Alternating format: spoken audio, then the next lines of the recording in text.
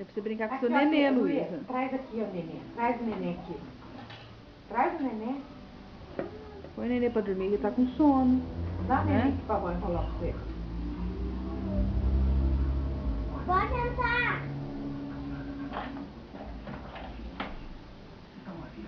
Tá vindo uma mulher.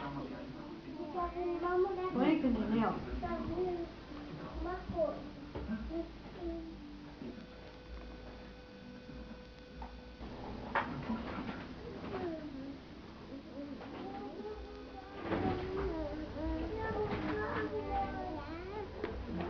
Nossa. O nenê tá chorando, bem. Tá dando uns tapas no nenê. Olha aqui, deixa eu ver seu nenê.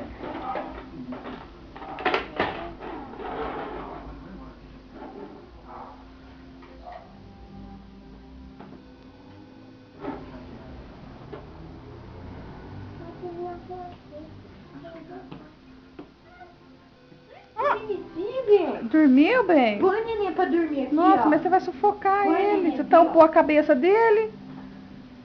Tadinho do nenê. Põe o nenê lá pra dormir no travesseiro.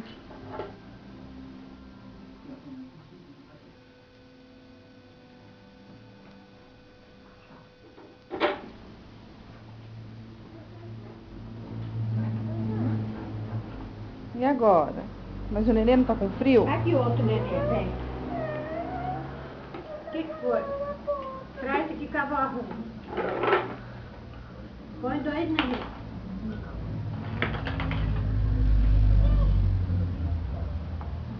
Mas aí o nenê tá com frio. O nenê... Você não vai cobrir o nenê?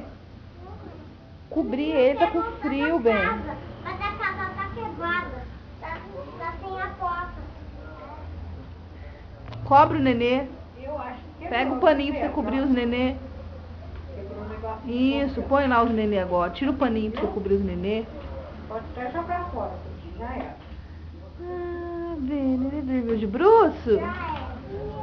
Vira eles de barriga pra cima, de bruço eles não podem dormir.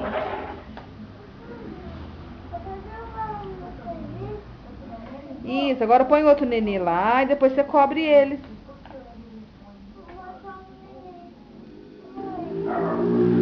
Mas o nenê aqui, mãe. É o nenê doido, né? É, o nenê doido, né, Pedro? Você tá ajudando a Luísa? Você é o pai?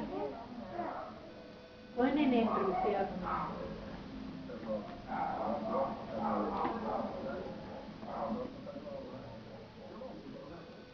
O Pedro é o pai, ela tá ajudando a Luísa. Seu pai, Bento?